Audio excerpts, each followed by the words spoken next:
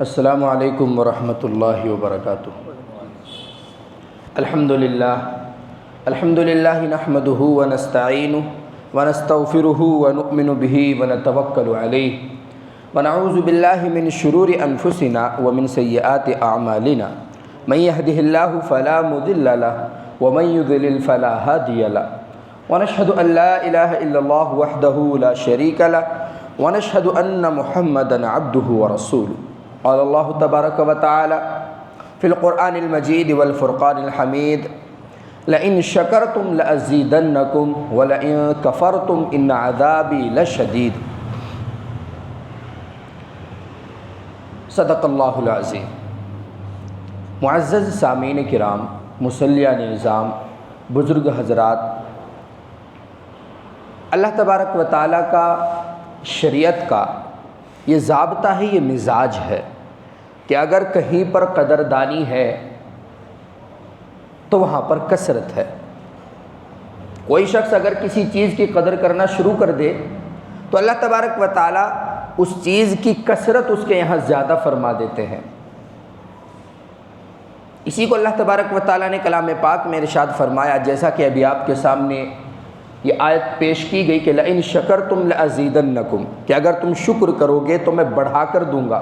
لیکن آج تک ہم نے شکر کا مطلب یہ سمجھا ہے کہ شکر شاید اس بات کو کہتے ہیں کہ یا اللہ آپ کا شکر ہے، احسان ہے، ہاں وہ بھی شکر ہے، لیکن شکر کا جو اعلیٰ درجہ ہے اس کو ہم اردو زبان میں قدردانی کہتے ہیں۔ بس قدر کیجئے اور پھر گنتے چلے جائیے، قدر کیجئے اور گنتے چلے جائیے۔ وہ کچھ بھی چیز ہو سکتی ہے، وہ مال بھی ہو سکتی ہے، وہ دولت بھی ہو سکتی ہے، اولاد بھی ہو سکتی ہے، عزت بھی ہو سکتی ہے، اسی طرح بلندی بھی ہو سکتی ہے، عہدہ بھی ہو سکتا ہے۔ تو لئن شکرتم لأزیدنکم، تو گویا کہ ہم ایک ترجمہ اس کا اگر یوں کریں کہ اگر تم قدردانی کرنا شروع کر دو تو پھر میں اتنا دوں گا کہ تم شمار نہیں کر سکتے۔ اب آپ کہیں گے کہ یہ تو اس کا ترجمہ نہیں ہے، کلام پاک کی ایک دوسری آیت میں اللہ تبارک و تعالی نے بالکل یہی کہا ہے، وَإِن تَعُدُّوا نِعْمَةَ اللَّهِ لَا تُحْصُوهَا، اگر اللہ تبارک و تعالی کی نعمتوں کو شمار کرنا چاہو تو نہیں کر سکتے۔ اب یہ قدردانی ہے کیا؟ والد کے لیے قدردانی یہ ہے کہ اولاد کی اچھی تربیت کرے، اللہ تبارک و تعالی کا شکر ادا کرے اس کی پیدائش پر، اس کو اچھی تعلیم دے، برے کی بھلے کی اس کو تمیز سکھائے، اسی طرح سے اس کو وقت دے، اس کے تمام مسائل کو دھیان سے سنے، جب بھی کہیں باہر سے آتا ہے تو اس سے پوچھے، اسی طرح سے کوئی شکایت کرتا ہے تو اس کو سیریس لے، اسی طرح سے کسی چیز کی ضد کرتا ہے تو اس میں غور کرے۔ یہ ہے اولاد کی قدردانی۔ اور بیٹے کے لیے والد کی قدردانی کیا ہے کہ اگر وہ زندہ ہیں تو ان کی خوب عزت کرے، خوب خدمت کرے۔ ظاہر سی بات ہے وہ عمر میں آپ سے بڑے ہیں اور انہوں نے اپنی زندگی میں وہ مراحل دیکھ لیے ہیں جو اولاد نہیں دیکھ سکتی، تو اب اولاد کے ذمے ہے کہ والدین کی خدمت کرے اور کسی ایسے فیصلے پر ان سے بدظن نہ ہو جو فیصلہ بظاہر اولاد کو اپنے خلاف نظر آتا ہے۔ تو یہ اولاد کے لیے ہے والدین کی قدردانی۔ تو قدردانی ہر ایک چیز میں ہو سکتی ہے۔ مسجدوں کی قدردانی یہ ہے کہ ان کو آباد کیا جائے، انما یعمر مساجد اللہ من آمن باللہ والیوم الآخر، ایمان والے اور آخرت پر ایمان والے ہی مسجدوں کو آباد کرتے ہیں۔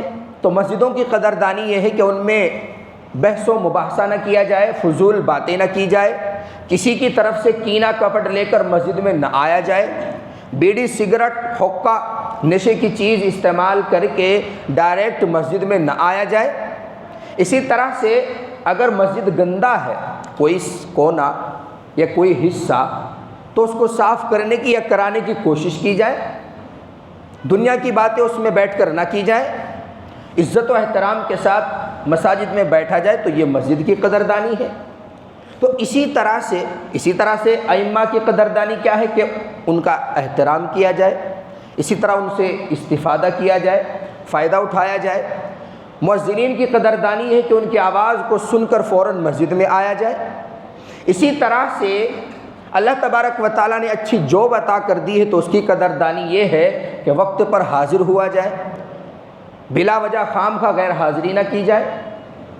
اسی طرح سے اس سے حاصل ہونے والی حلال آمدنی میں سے 1% یا 1% کا بھی ½ یا 2% غریبوں پر صدقہ کر دیا جائے۔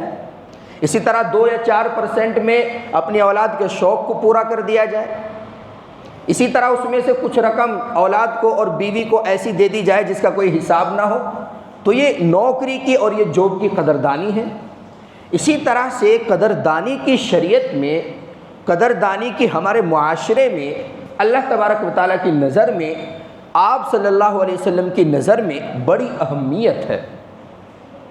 اسی لیے اللہ تبارک و تعالیٰ نے خام خواہ نہیں کہا کہ لئن شکرتم لازیدنکم، کہ اگر تم شکر کرو گے تو میں تمہیں بڑھا کر دوں گا۔ تو میں نے بتایا کہ شکر وہ سب سے ہلکا درجہ ہے کہ انسان زبان سے کہہ دے کہ الحمدللہ، یا اللہ کا شکر ہے مجھے یہ چیز حاصل ہو گئی۔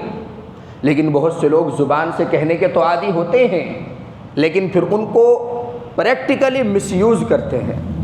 ابھی اللہ تبارک و تعالیٰ نے ڈھیروں نعمتیں عطا فرما دی، گھر میں جاتا ہے اولاد بھی خوش، بیوی بچے بھی خوش ہیں، اسی طرح باہر نکلتا ہے تو باہر آفس میں بھی اچھی خاصی عزت ہے، لیکن اس کے بعد عہدوں کا غلط استعمال، زبان کا غلط استعمال بنے بنائے گھر کے اجاڑنے میں اہم کردار ادا کرتے ہیں۔ تو شکر گزاری اور قدردانی یہ ہے کہ آخر تک ان چیزوں کا احترام کیا جائے۔ اسی طرح زمین کی قدردانی ہے کہ اس میں فساد نہ مچایا جائے۔ وَلَا تُفْسِدُوا فِي الْأَرْضِ بَعْدَ إِصْلَاحِهَا وَادْعُوهُ خَوْفًا وَطَمَعًا، اور امت محمدیہ میں شامل ہونے کی قدردانی یہ ہے کہ نبی کریم صلی اللہ علیہ وسلم پر زیادہ سے زیادہ درود پاک پڑھا جائے، آپ کے اوصاف، آپ کے فضائل سنے جائیں، عمل میں لائے جائیں۔ اسی طرح سے اللہ تبارک و تعالیٰ کا شکر ادا کیا جائے۔ تو اس امت میں پیدا ہونے کی قدردانی یہ ہے۔ اسی طرح ایک بندہ ہے اپنے اللہ تبارک و تعالیٰ سے لو لگاتا ہے تو بندہ ہونے کی، عبد ہونے کی قدردانی یہ ہے کہ عبادت میں مشغول رہے، تکبر نہ کرے، ریاکاری نہ کرے، کسی سے جلے نہیں۔ اللہ تبارک و تعالیٰ نے ڈھیروں مال دیا ہے تو اس کی قدردانی یہ ہے کہ اس کا صحیح استعمال کیا جائے، بے جا کاموں میں اس کو خرچ نہ کیا جائے، کسی سے آگے بڑھنے کی نیت نہ کی جائے۔ تو یہ تمام باتیں وہ ہیں جو شریعت کا خلاصہ ہیں، جو شکر کا خلاصہ ہیں۔ یہ جو آج ہم سنتے ہیں لئن شکرتم لازیدنکم، کہ اگر تم شکر کرو گے میں بڑھا کر دوں گا، وہ خالص زبانی شکر وہاں پر مراد نہیں، وہاں پر شکر سے مراد ہے قدردانی کرنا۔ ان اللہ یحب الشاکرین، اللہ تبارک و تعالیٰ قدردانی کرنے والوں کو پسند فرماتے ہیں۔ اسی طرح سے بہت ساری احادیثیں بھی اس بات پر دلالت کرتی ہیں کہ ہمیں کیا کیا چیزیں ایسی ہیں کہ سب سے پہلے ہمیں ان کی قدردانی کرنی چاہیے۔ اب آپ سوچیں گے کہ یوں تو دنیا کی بے شمار نعمتیں ہیں جو رات دن ہمارے اوپر برس رہی ہیں، ہمیں احساس تک نہیں ہے، لیکن قدردانی کو ہم اسٹارٹ کہاں سے کریں، شروع کہاں سے کریں؟ کون سی ایسی چیزیں ہیں جن کو ہم سب سے پہلے مقدم رکھیں؟ کون سی چیزیں ایسی ہیں جن پر ہماری ترجیحات ہوں اور وہاں سے گویا کہ ہم اپنی زندگی کا آغاز کریں؟ تو شریعت نے یہاں پر بھی ہم کو اکیلا نہیں چھوڑا۔ نبی کریم صلی اللہ علیہ وسلم کا ارشاد ہے، مشکات شریف میں یہ روایت ہے اور بہت ساری حدیث کی تقریباً 17 سے زائد کتابوں میں یہ حدیث ہے، الفاظ تھوڑا آگے پیچھے ہیں، مطلب سب کا ایک ہے۔ حضرت عبداللہ ابن عباس رضی اللہ تعالیٰ عنہما اس کو روایت فرماتے ہیں کہ آپ صلی اللہ علیہ وسلم کو کسی شخص نے، کسی صحابی نے نصیحت کرنے کی درخواست کی، یا رسول اللہ مجھے کچھ نصیحت فرما دیجئے۔ تو آپ صلی اللہ علیہ وسلم اس کو نصیحت فرماتے ہوئے، اس کو نصیحت کرتے ہوئے کہتے ہیں، اغتنم خمسا قبل خمس، 5 چیزوں کو 5 چیزوں سے پہلے غنیمت جان لو۔ مطلب پانچ چیزوں کے آنے سے پہلے قدر کر لو۔ اگر تم نے قدر کر لی، پھر بعد میں اللہ تبارک و تعالیٰ تمہیں رسوائی کا، شرمندگی کا، اسی طرح سے عار کا سامنا نہیں کرائیں گے۔ تو سب سے پہلے آقا انعامدار محمد عربی صلی اللہ علیہ وسلم نے ارشاد فرمایا، شبابک قبل حرمک، کہ اپنی جوانی کی قدر کر لو اس سے پہلے کہ بڑھاپا آ جائے۔ اب یہ تو ایک ایسی چیز ہے بڑھاپا کہ اگر اللہ تبارک و تعالیٰ نے عمر دراز دی ہے تو بڑھاپا تو آئے گا، اس سے تو کوئی روک نہیں سکتا۔ تو پھر جوانی کی قدر کرنے کا کیا مطلب ہے؟ جوانی کی قدر کرنے کا مطلب یہ ہے کہ جوانی میں ایسے ایسے کام کیے جائیں جو زندگی بھر تمہارے لیے اور تمہارے نامہ اعمال میں جاری رہیں۔ جوانی میں ایسے ایسے امور انجام دیے جائیں کہ بڑھاپے میں دنیاوی اعتبار سے بھی سکون ملے، اخروی اعتبار سے بھی سکون ملے۔ ایسے ایسے صدقہ جاریہ کیے جائیں اور ایسے ایسے رفاہی کاموں میں شرکت کی جائے کہ بڑھاپے میں لوگ آپ کو اور زیادہ عزت و احترام کی نگاہ سے دیکھنے لگیں۔ اور ایسا ہوتا ہے، کتنے زیادہ اس طرح کے علماء ہیں، کتنے زیادہ ائمہ ہیں، ہمارے آس پاس بھی بہت سارے ائمہ ہیں جن کے بارے میں ہم سنتے ہیں کہ جب یہ جوان تھے تو ان کی اتنی قربانیاں تھیں، انہوں نے ایسے ایسے مساجدوں کو آباد کیا، ایسی ایسی بارش میں، ایسے ایسے جو ہے ماحول میں انہوں نے مسجد کو قائم رکھنے میں، مسجد کو آباد رکھنے میں کلیدی کردار ادا کیا۔ تو آج جب وہ بڑھاپے کی دہلیز پر ہوتے ہیں تو لوگ ان کا اور زیادہ احترام کرتے ہیں۔ اللہ تبارک و تعالیٰ ان کی محبت لوگوں کے دلوں میں بٹھا دیتے ہیں۔ تو جب تک جان میں جان ہے تب تک ہی اس جوانی کی شان ہے۔ تو کیا کیا جائے؟ ایسے ایسے کام کیے جائیں، ایسے ایسے فیصلے لیے جائیں کہ جو خالص اللہ تبارک و تعالیٰ کی رضا پر دلالت کرتے ہوں۔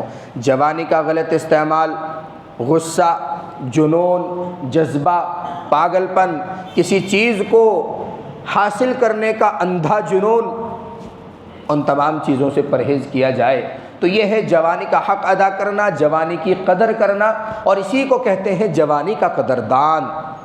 اور یہی ہے اللہ تبارک و تعالیٰ کا شکر۔ اگر کوئی انسان جوانی میں اللہ تبارک و تعالیٰ کی عبادت میں مصروف رہتا ہے، اذان ہوتے ہی تمام کام کاج کو لات مار دیتا ہے، اب یہ زبان سے اگر شکر کے الفاظ نہیں کہتا ہے تو اللہ تبارک و تعالیٰ کے یہاں پھر بھی یہ شاکرین میں سے لکھا جاتا ہے، کیونکہ زبان سے کہنا تو ضروری ہے ہی نہیں۔ شکر سے مراد تو قدردانی کرنا ہے، اور یہ بندہ اپنی جوانی کی بھرپور قدر کر رہا ہے۔ جب تک کہ اس کے پیروں میں جان ہے، جب تک کہ اس کے ہاتھوں میں طاقت ہے، جب تک کہ آنکھوں میں بینائی ہے، جب تک کہ اس کے کان سننے کی صلاحیت رکھتے ہیں، جب تک اس کے ہاتھ کانپ نہیں جاتے، جب تک اس کی زبان لڑکھڑا نہیں جاتی، جب تک کہ دماغ اچھی طرح پر کام کرتا رہتا ہے، تو تمام اعضائے جوارح کو یہ صرف اور صرف اللہ کی رضا کے لیے استعمال کرتا ہے، ایسے کاموں میں استعمال کرتا ہے جن سے لوگوں کو فائدہ پہنچے۔ ہمارے معاشرے میں الحمدللہ آج بھی وہ لوگ موجود ہیں جو جوانی کی دہلیز پر ہیں، ایسا نہیں کہ بہت زیادہ عمر کے ہیں، لیکن ان کا ہمیشہ جو نظریہ ہے، ان کی جو سوچنے کا طریقہ ہے، تو ان کی باتوں سے لگتا ہے کہ یہ کچھ کر جانا چاہتے ہیں امت کے لیے۔ ایسا لگتا ہے کہ اللہ تبارک و تعالیٰ ان سے کچھ خاص اور اسپیشل کام لینا چاہتے ہیں۔ اور اسی طریقے سے اگر کام نہ بھی لیا جائے آپ سے، اسی طریقے سے کام آپ کچھ نہ بھی کر پائیں، تو تب بھی اللہ تبارک و تعالیٰ کی ذات سے امید رکھنا چاہیے اور ارادوں کو وسیع اور مضبوط اور بڑا رکھنا چاہیے کہ ہم امت مسلمہ کے لیے، ان کے نفع کے لیے کچھ نہ کچھ کام ضرور کر کے جائیں گے۔ تو اللہ تبارک و تعالیٰ نے ہنر دیا ہے، اس کا صحیح سے استعمال کرنا یہی قدردانی ہے۔ جوانی دی ہے، اس میں تمام چیزوں کو، خواہ وہ دینی چیزیں ہوں یا دنیاوی چیزیں ہوں، ان کو سیکھ کر صحیح سے استعمال کرنا یہی جوانی کی قدردانی ہے۔ اسی لیے اللہ تبارک و تعالیٰ نے لئن شکرتم لازیدنکم ارشاد فرمایا کہ اگر تم شکر کرو گے، قدردانی کرو گے، میں بڑھا کر دیتا رہوں گا۔ تو نبی کریم صلی اللہ علیہ وسلم نے فرمایا اغتنم خمسا قبل خمس، 5 چیزوں کو 5 چیزوں سے پہلے غنیمت جانو۔ شبابک قبل حرمک، اپنی جوانی کو اپنے بڑھاپے سے پہلے، کیونکہ جب بڑھاپا آ جاتا ہے، رات جیسا کہ تفسیر میں بتایا گیا کہ انسان ایک چیز کو سنتا ہے، سننے کے بعد یا تو اچھے سے سمجھ میں نہیں آتی، سمجھ میں آ جاتی ہے تو بھول جاتا ہے۔ ایک چیز کو دیکھتا ہے، دیکھ کر صحیح سے فیصلہ نہیں کر پاتا، یا تو اس کو صحیح سے دکھتا ہی نہیں، یا دکھتا ہے تو بھول جاتا ہے۔ دماغ چلانے کی کوشش تو کرتا ہے لیکن الٹی سیدھی چیزوں میں دماغ چلنا شروع ہو جاتا ہے۔ اسی طریقے سے کوئی چیز طاقت کی، اسی طریقے سے قوت کی کرنا تو چاہتا ہے لیکن ہاتھ ساتھ نہیں دیتے، پیر ساتھ نہیں دیتے۔ تو اغتنم خمسا قبل خمس شبابک قبل حرمک، اپنی جو ہے جوانی کو غنیمت جانو، جوانی کی قدر کر لو بڑھاپے سے پہلے۔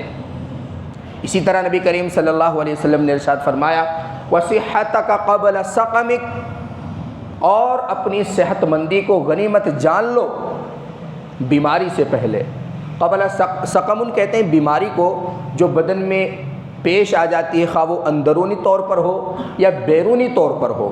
جیسے حضرت ابراہیم علیہ السلام نے ایک جگہ ارشاد فرمایا تھا، جب ان کو ان کی قوم کے لوگوں نے کہا کہ چلو میلے میں چلتے ہیں، لیکن ابراہیم علیہ السلام کو نہیں جانا تھا، وہ کفر و شرک پر مشتمل میلہ اور بازار تھا۔ تو ابراہیم علیہ السلام نے ایکسکیوز کیا، معذرت پیش کی، انی سقیم، میں تھوڑا سا بیمار ہوں، میری طبیعت ٹھیک نہیں ہے۔ تو سقم کہتے ہیں بیماری کو، چاہے وہ اندرونی بیماری ہو چاہے باہر کی بیماری ہو۔ تو نبی کریم صلی اللہ علیہ وسلم نے ارشاد فرمایا اپنی صحت مندی کو غنیمت جان لو بیماری سے پہلے، کیونکہ اللہ تبارک و تعالیٰ کی طرف سے عطا کی گئی جو سب سے بڑی نعمت انسان کے لیے ہو سکتی ہے وہ صحت ہے۔ اسی لیے کہا جاتا ہے کہ جان ہے تو جہان ہے۔ بہت سے ہاسپٹلس میں آپ جاتے ہیں، بہت سے مریض زندگی اور موت کی لڑائی لڑ رہے ہیں، اور بہت سے مریض رات میں یہ تمنا کرتے ہیں کہ اللہ کرے اس سے اچھا ہمیں موت آ جائے، لیکن موت آنے کی نہیں، وہ تو وقت سے پہلے نہیں آتی۔ پیسہ پانی کی طرح بہہ رہا ہے، اسی طرح پریشانیاں جو ہیں وہ دن پر دن بڑھتی جا رہی ہیں، اور ایسی کنڈیشن میں یہ وینٹیلیٹر پر لیٹا ہوا ہے، بتا نہیں سکتا، بیان نہیں کر سکتا، اسی طرح سے کھل کر اپنے خیالات کا اظہار نہیں کر سکتا۔ کسی چیز کا دل کرتا ہے تو گھر والے کہتے ہیں ڈاکٹر نے منع کیا ہے، اٹھنے کا دل کرتا ہے تو گھر والے پھر لٹا دیتے ہیں، نہیں ڈاکٹر نے اٹھنے کو منع کیا ہے۔ کہیں پر خارش آتی ہے تو کھجلا نہیں سکتا، کیونکہ ہاتھوں میں تو پہلے سے ہی بہت سارے جو ہے وہ وائرس لگے ہوئے ہیں، اسی طرح سے پائپ لگے ہوئے ہیں۔ کسی چیز کے بارے میں سوچنا چاہے تو اس کی آنکھوں سے آنسو جاری ہو جاتے ہیں۔ تو اسی لیے صحت اللہ تبارک و تعالیٰ کی اتنی بڑی نعمت ہے کہ اس کی جتنی قدردانی کی جائے اتنی کم ہے۔ تو صحت مندی کی قدردانی ہے کیا؟ تو صحت مندی کی قدردانی یہی ہے کہ جب اللہ تبارک و تعالیٰ نے امراض بدنیہ سے ہم کو پاک رکھا ہے تو زیادہ سے زیادہ عبادت میں مشغول رہا جائے، زیادہ سے زیادہ اس کا فائدہ اٹھایا جائے، اللہ تبارک و تعالیٰ کے کاموں میں خوب قدم اور اسی طریقے سے خوب پسینہ بہایا جائے، اللہ تبارک و تعالیٰ کی رضا کے کام زیادہ سے زیادہ کیے جائیں۔ تیسرے نمبر پر نبی کریم صلی اللہ علیہ وسلم نے ارشاد فرمایا، تو پہلا کیا تھا؟ اپنی جوانی کو غنیمت جانو بڑھاپے سے پہلے، صحت مندی کو غنیمت جانو بیماری سے پہلے۔ اسی طرح سے آگے تیسرے نمبر پر نبی کریم صلی اللہ علیہ وسلم نے ارشاد فرمایا اور فراغ کا قبل شغلک، اور اپنے فارغ اوقات کو غنیمت جانو مشغولیت سے پہلے۔ کہیں اللہ نہ کرے ایسی مشغولیت آن پڑے، کہیں اللہ نہ کرے کوئی ایسا دور آ پڑے کہ پھر آپ تمام کام کرنا چاہو لیکن نہیں کر پاتے۔ بچوں کی شادیوں کا مسئلہ درپیش ہو گیا، بیماریاں سر پر کھڑی ہو گئی، صحت مندی ساتھ نہیں دے رہی ہے، اسی طرح سے اور بہت زیادہ مشغولیت بڑھ رہی ہے۔ اب آپ چاہتے ہیں کہ میں بیت اللہ شریف کی زیارت کرنے چلا جاؤں، نہیں جا سکتے۔ تو جو خالی وقت ہے، خالی وقت کا مطلب یہ نہیں ہے کہ انسان ایسی کنڈیشن میں بیٹھا رہے کہ نہیں 1 مہینہ تک مجھے کچھ بھی کام نہیں، صرف کھانا پینا ہے، نہیں۔ خالی وقت کا مطلب یہ ہے کہ اگر آپ چیزوں کو مینیج کر کے کوئی دوسرا کام کر سکتے ہیں تو ضرور کیجئے، یہ مطلب ہے خالی وقت کا۔ فراغ کا قبل شغلک، اور اپنے خالی وقت کو غنیمت جانو مشغولیت سے پہلے۔ اسی طرح سے چوتھے نمبر پر نبی کریم صلی اللہ علیہ وسلم نے ارشاد فرمایا غناءک قبل فقرک، اور اپنی مالداری کو غنیمت جانو اپنے فقر سے پہلے۔ آج دیکھیں جن لوگوں کو اللہ تبارک و تعالیٰ نے آزمائش کے طور پر یا ان کی غلط حرکتوں کی بلبوتے پر یا پھر ان کے غلط فیصلوں کے نتیجے میں دولت سے محروم کر رکھا ہے یا پھر بقدر ضرورت رزق ان کو عطا ہوتا ہے، تو آج دیکھیں وہ کتنے پریشان ہیں، صحیح سے عبادت نہیں کر پاتے، ان کو فکر لگی رہتی ہے جمعے کے بعد کسٹمرز کو دیکھنا ہے، پورا جو ہے نماز میں توجہ اس طرف ہے۔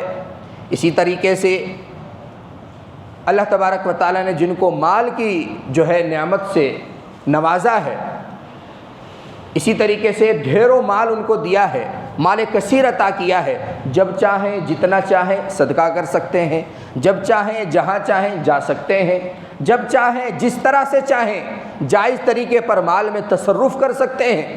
اسی لیے نبی کریم صلی اللہ علیہ وسلم نے ارشاد فرمایا کہ سنو، اپنی مالداری کو جو اللہ تبارک و تعالیٰ نے تمہیں دی ہے اس کو غنیمت جانو اس سے پہلے کہ تم پر فقر آ جائے۔ تو مال کی قدردانی یہ ہے کہ اس کو جائز طریقے پر استعمال کیا جائے، صدقات بھی اس میں سے ادا کیے جائیں، زکوٰۃ بھی اس کی دی جائے۔ یہ سب سے بڑا اس کا جو ہے قرض ہے، گویا کہ ہم پر مال کا قرض کیا ہے کہ اس کی زکوٰۃ دی جائے۔ پھر اس کی قدردانی کے بہت سارے دروازے ہیں، غریبوں کی مدد، صدقات نافلہ، مساجد میں جو ہے تعمیری کام میں حصہ لینا، اسی طریقے سے رفاہی کاموں میں حصہ لینا، ضرورت مندوں کو راشن پہنچا دینا، کسی کے بچے کی جو ہے فیس جمع کرا دینا وغیرہ وغیرہ، جتنے بھی رفاہی کام ہو سکتے ہیں تمام کے تمام اس میں داخل ہیں۔ نبی کریم صلی اللہ علیہ وسلم کا یہ جو قول ہے جو 5 چیزوں پر مشتمل ہے، اگر آپ دیکھیں گے تو صحیح طریقے پر صحیح معنوں میں باقی تمام چیزیں ان کے اندر داخل ہو گئی۔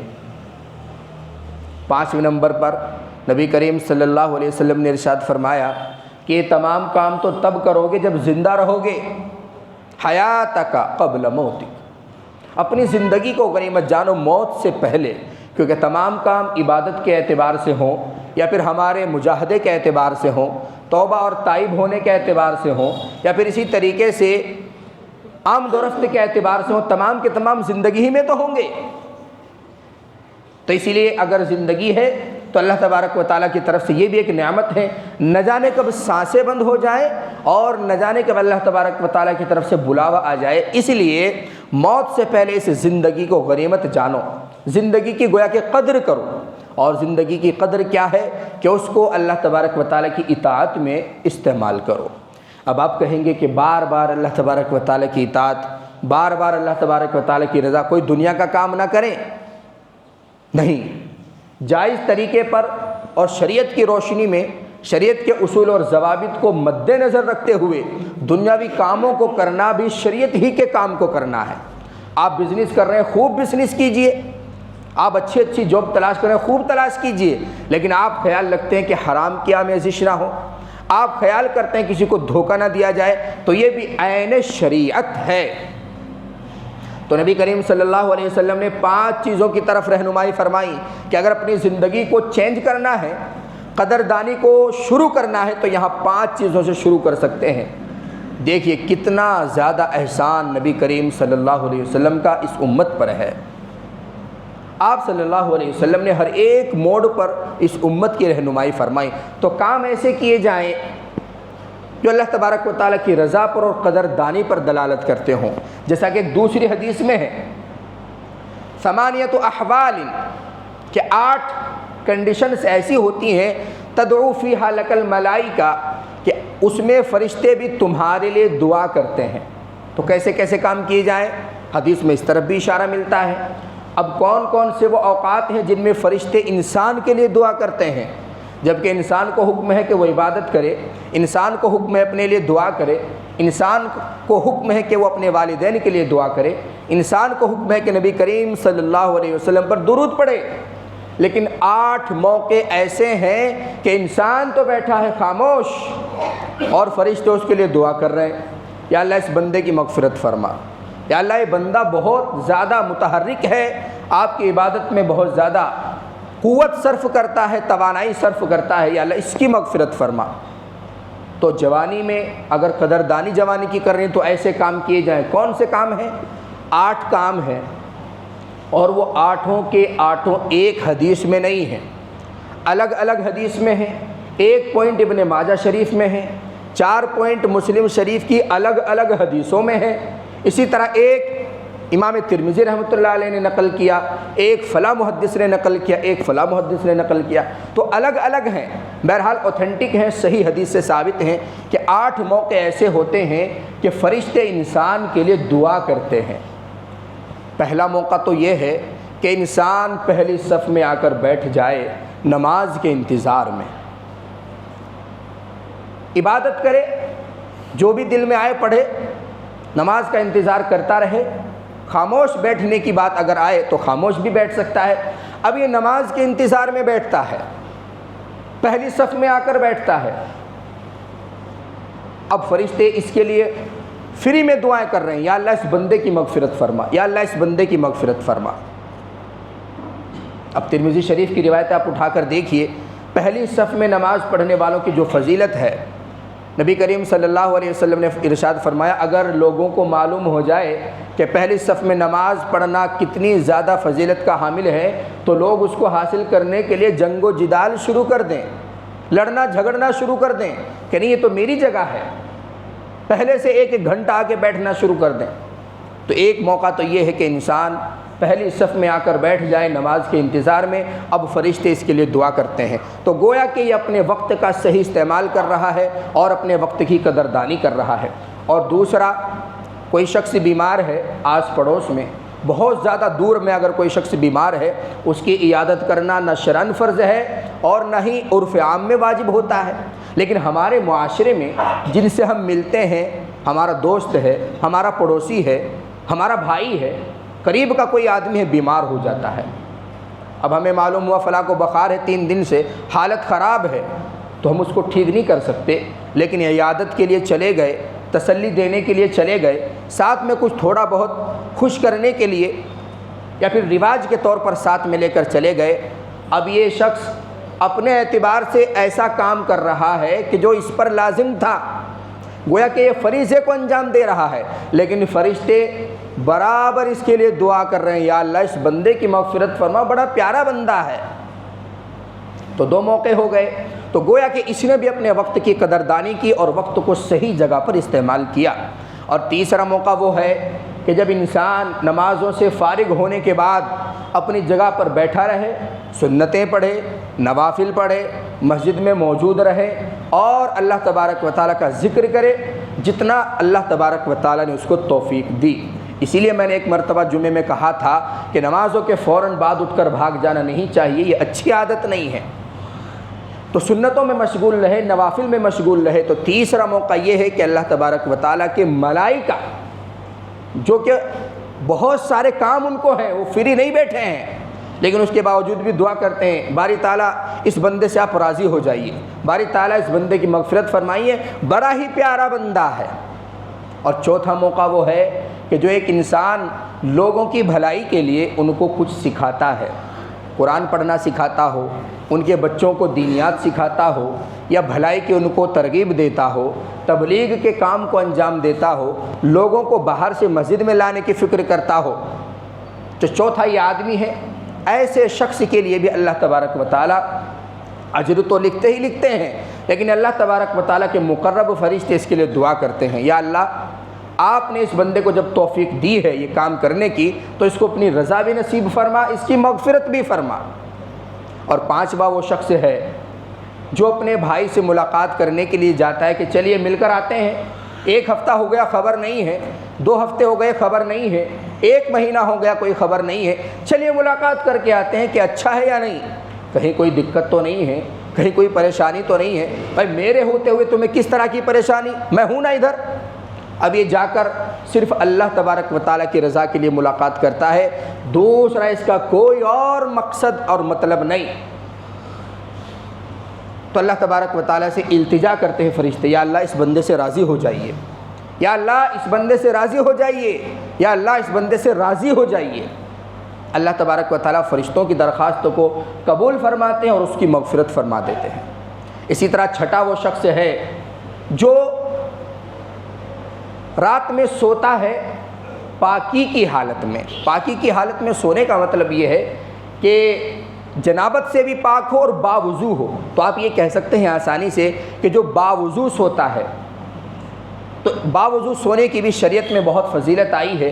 اب یہ شخص ہے اپنا ذاتی اور پرسنل کام کرنے کے لیے جا رہا ہے، اپنے بیڈ پہ آرام کرنے کے لیے جا رہا ہے، دن بھر کی تکان کو دور کرنے کے لیے جا رہا ہے، یہ صاحب تو سو رہے ہیں، ادھر فرشتے صبح تک اس کے لیے مغفرت کی دعائیں کر رہے ہیں۔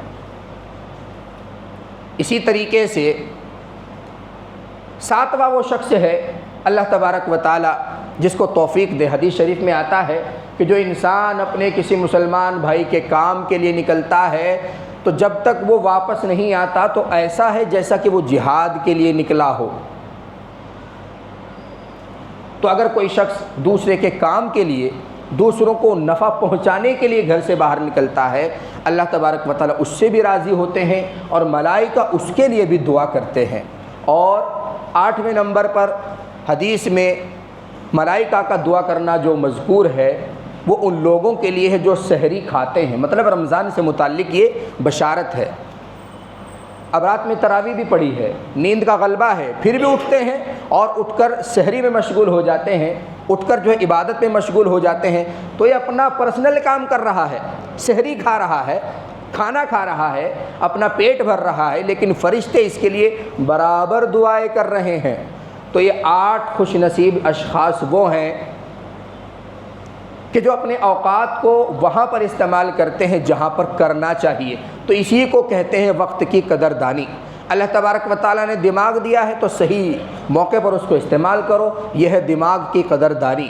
اللہ تبارک و تعالیٰ نے صحت سے نوازا ہے تو لوگوں کے کام آؤ، یہ ہے صحت کی قدر دانی۔ اللہ تبارک و تعالیٰ نے مال و دولت سے نوازا ہے تو اس میں سے کچھ نہ کچھ غریبوں کے لیے متعین کرو، یہ ہے مال کی قدر دانی۔ اللہ تبارک و تعالیٰ نے امن والا ماحول دیا ہے، کوئی خطرہ نہیں، انوائرمنٹ بالکل صاف ستھرا ہے، دینی ماحول ہے، اذان کی آواز کانوں میں آتی ہے، نماز کے لیے جانے پر کوئی پابندی نہیں ہے۔ تو اس سے پہلے کہ حالات خراب ہوں، ان حالات کا تقاضا یہ ہے، اور اس جو ہے پیسفل انوائرمنٹ کا تقاضا یہ ہے اور اس کی قدردانی یہ ہے کہ آپ اذان سنتے ہی مسجدوں کو آئیں، مسجدوں کو آباد کریں، یہ مسجدوں کی قدردانی ہے۔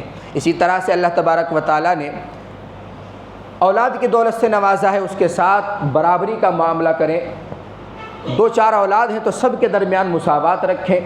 اسی طریقے سے کوئی چیز تقسیم کرنی ہو تو سب کو برابر برابر تقسیم کریں، تو یہ اولاد کی قدردانی ہے۔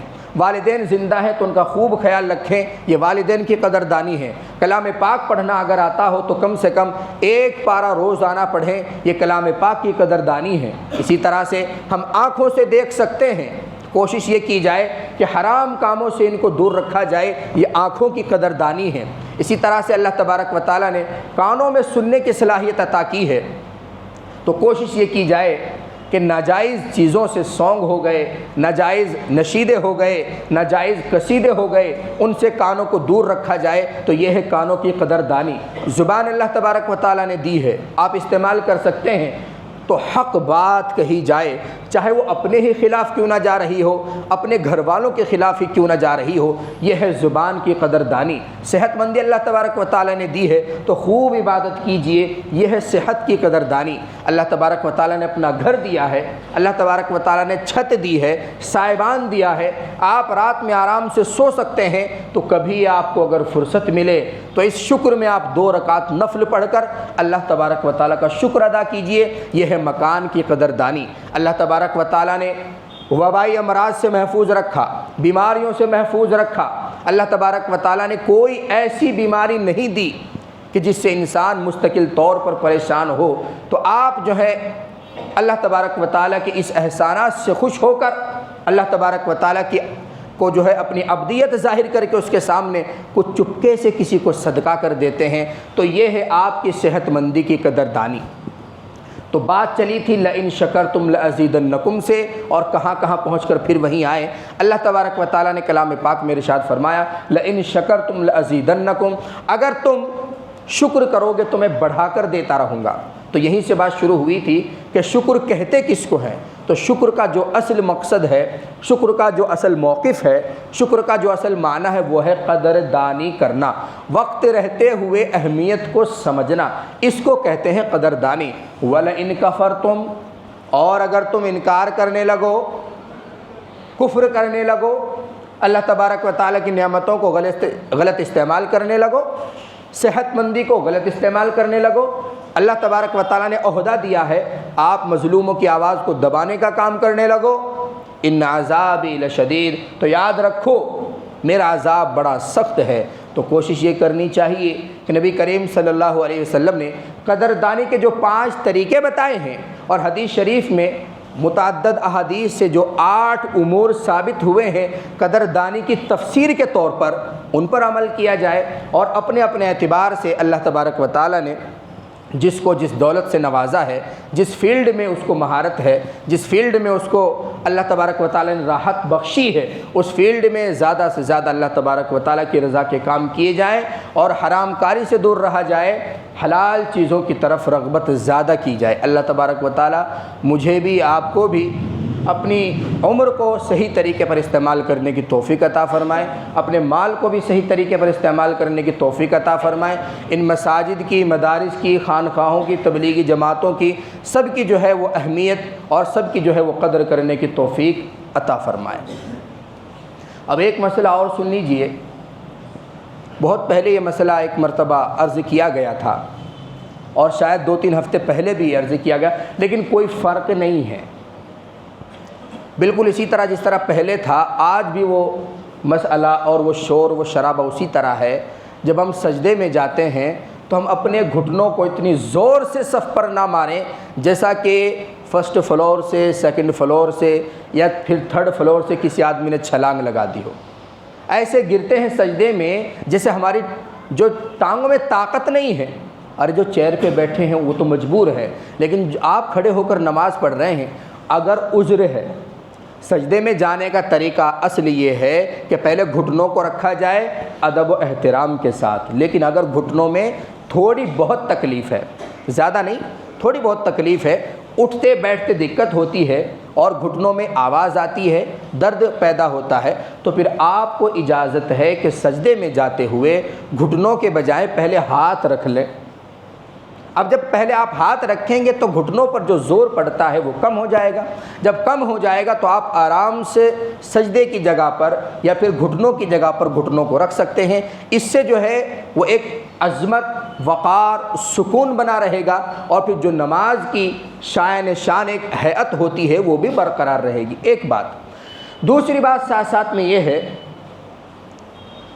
کہ کچھ لوگ جو ہیں پتہ نہیں اوور ایکٹنگ ہے یا پھر یہ معلوم نہیں ہے کہ وہ نماز میں کچھ اور بھی پڑھنے کا اہتمام کرتے ہیں۔ سلام پھر گیا، وہ سلام پھیریں گے 10 سیکنڈ کے بعد، پتہ نہیں کون کون سی دعائیں پڑھتے رہتے ہیں۔ تو نماز میں جو چیز ثابت نماز سے ہے اس کے علاوہ کسی بھی دعا کو پڑھنے کی کوئی ضرورت نہیں۔ ایک صاحب سے میں نے پرسنلی پوچھ ہی لیا، مجھے ہضم نہیں ہوتی یہ باتیں، تو میں نے پوچھ لیا آپ کیا پڑھتے ہیں؟ میں نے دیکھا، میں نے سلام پھیر دیا، آپ 10 سیکنڈ کے بعد سلام پھیر رہے ہیں۔ میں آیت الکرسی پڑھتا ہوں نماز کے اندر۔ اللہ کے بندو، حدیث میں تو آیا ہے نماز کے فوراً بعد آیت الکرسی پڑھو، تو نماز کے اندر پڑھنے کی کیا ضرورت ہے؟ پھر امام کی تقلید کی کیا حیثیت رہ گئی جب آپ اپنی مرضی سے ارکان کو ادا کر رہے ہیں؟ اسی طرح رکوع میں جاتے ہیں تو وہ جائیں گے 4-5 سیکنڈ کے بعد، اور اللہ کا شکر ہے اچھا خاصا وقت رکوع میں ملتا ہے، اور میں خود جو ہے 5 یا 7 مرتبہ جو تسبیحات ہوتی ہیں ان کو پڑھنے کا اہتمام کرتا ہوں، تو بہت جلدی تو ہم بھی رکوع سے نہیں اٹھتے، لیکن اٹھنے کے بعد وہ 5 سیکنڈ لیٹ اٹھیں گے۔ اسی طرح سجدے میں جائیں گے تو 5 سیکنڈ لیٹ جائیں گے، اور پھر سجدے سے اگر دوسری رکعت میں کھڑے ہونے کی بات کی جائے تب تو بڑی ایکٹنگ آتی ہے۔ کبھی ارادہ بنائے گا، پھر گھٹنے رکھے گا، پھر گھٹنوں پر ہاتھ رکھیں گے، پھر سوچیں گے کھڑے ہونا ہے کہ نہیں ہونا، پھر سوچتے ہیں کہ آس پاس کے سب کھڑے ہو گئے تو بھی کھڑا ہو جا، تو آدھی منٹ اسی میں گزار دیتے ہیں۔ تو یہ اقتداء کو مجروح کرتا ہے اور اقتداء کے اندر فساد پیدا کرتا ہے۔ بسا اوقات عدم اقتداء کی بنیاد پر نماز کے بطلان کا حکم بھی لگ جاتا ہے، تو اس لیے اس میں احتیاط کی جائے۔ اگر آپ کو ایسا لگتا ہے کہ میں بہت ہی زیادہ اہتمام کرتا ہوں، آرام آرام سے آہستہ آہستہ سے تکبیر کہتا ہوں، چاہے آپ نے ایک بار کہا ہو، امام نے اللہ اکبر کا فوراً اٹھو، کیونکہ جو ہے وہ تسبیحات کہنا سنت واجب اور فرض نہیں۔ آپ کو لگتا ہے کہ سجدے میں میں پڑا رہنا چاہتا ہوں لیکن امام اٹھ گیا، تو پھر اپنی مشیت کو وہاں پر چھوڑ دیجئے، امام کے ساتھ کھڑے ہو جائیے، چاہے آپ نے ایک بار بھی تسبیح نہ پڑھی ہو تب بھی آپ کی نماز صحیح ہے۔ اللہ تبارک و تعالی مجھے سب سے پہلے اور پھر آپ سب کو، ہم سب کو عمل کی توفیق عطا فرمائے۔